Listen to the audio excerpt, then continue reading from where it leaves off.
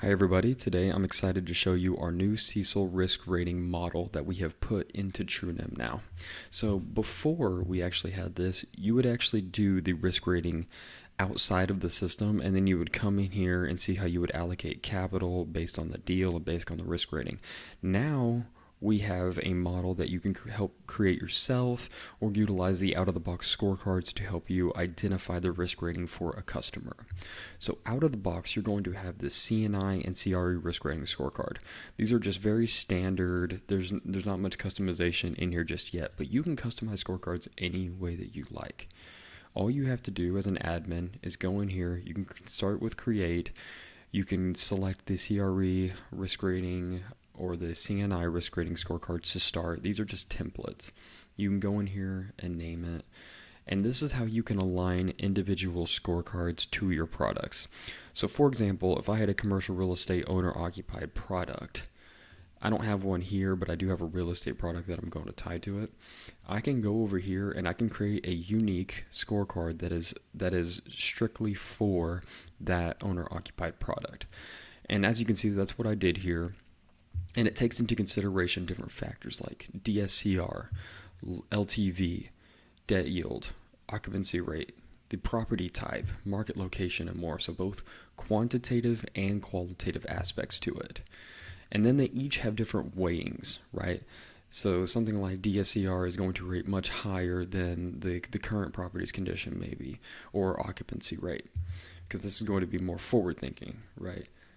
And then based on how they score out, you can see if they are going to be a pass, special mention, substandard, or doubtful. Let me go in here and show you what it looks like to actually create one. So like I said, you'll have the template name and the description. You'll go in here and you will add in all of your different factors and what their weighing is to make sure that it equals 100%. Like I said, both quantitative and qualitative aspects to it. So let me go in here and show you what a quantitative aspect or factor would look like. I can go in here, put the DSCR for a property, add a description for it, and then I can put the range in as well as a score here from 0 to 100. Now, with an individual factor, you are wanting to get them as close to 100 as possible.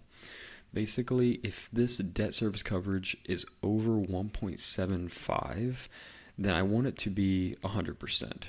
And that means that it's going to have a heavy weighing and really be factored into the model to give the risk rating. And it's going to risk rate it much lower, because it's going to be like a 1 or a 2 or a 3 rather than something substandard like a 7, 8, or 9. So as you can see, that's what I did here. Anything under 1 rates as a 10. Anything from 1 to 10 rates as a 25. I can do the exact same thing for quantitative aspects as well. So here I have property type. It has a weighing of 8%. It's qualitative, right? And there's a drop-down selection. So this one is something like high risk. It's a hotel, special purpose, or land, but then it gets lower and lower. It's owner occupied maybe. It's low risk, medical office, self storage, and you can see you can range it here and give them different scorings based on what they are and what the use is. Same thing for market, same thing for property condition, for example. Then I can do the scoring and make sure that it aligns with my risk methodology and risk rating scale that we have. In TrueNIM, we have a 1 to 10 scaling, so that's what I have aligned it to. So you have to make sure that it does align. And then you can link the product here. So I linked it only to the real estate product that I have from my financial institution. So let me go over here, just show you the risk rating. So we do have a 1 to 10 scale for risk rating. So you have to make sure that it aligns here, because this is important for the capital allocation. So let's go in here and make a deal. I'm going to select a customer.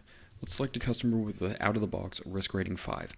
This is just at the customer level. This is purely subjective at the moment.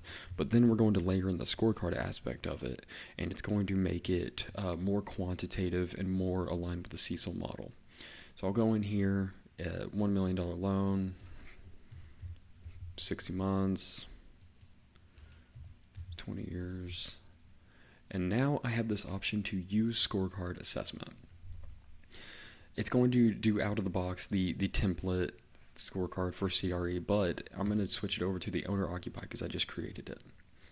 So now I can go in here and I'm going to do 2.5 for debt service coverage. Let's say 25 for LTV, or 75 for percent for LTV.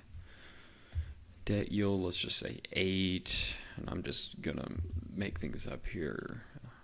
Actually, since it's owner occupied, let's just say 95. Property type, it's going to be owner occupied, so therefore we really care about the debt service coverage and the cash flow of the business.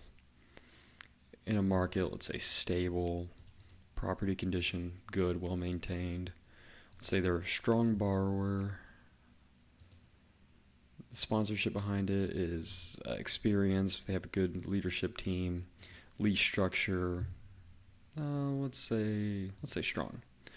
So now, because of all of these different factors, it's going to give it a risk rating 3 because, now we have a really strong borrower. And I know I had it at 5 before, so maybe it's not as strong. Maybe the financial sponsor, they just meet the policy minimums, or some relevant experience. They haven't been operating very long in the market.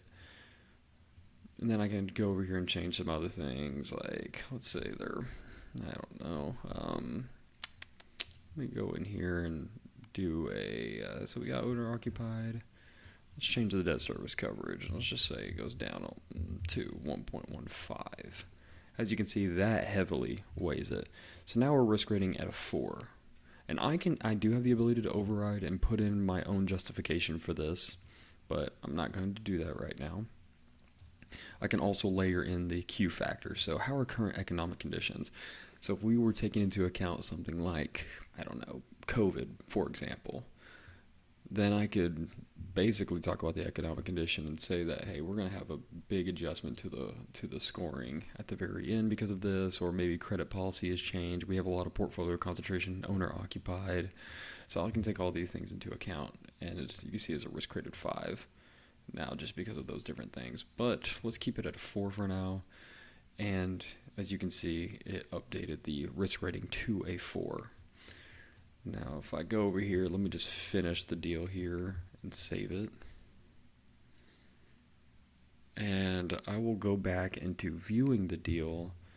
And now I can see the scorecard associated with it, different Q factors that were added in and how different they made the scoring, who created it, what type of scorecard they utilized, the different scorings for each one of these.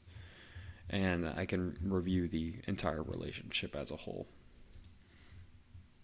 So that is how we're layering the CECL model into TrueNIM right now. It's a work in progress. Like I said, it is a beta version, and we are working on fine-tuning the model to make it much better for our users.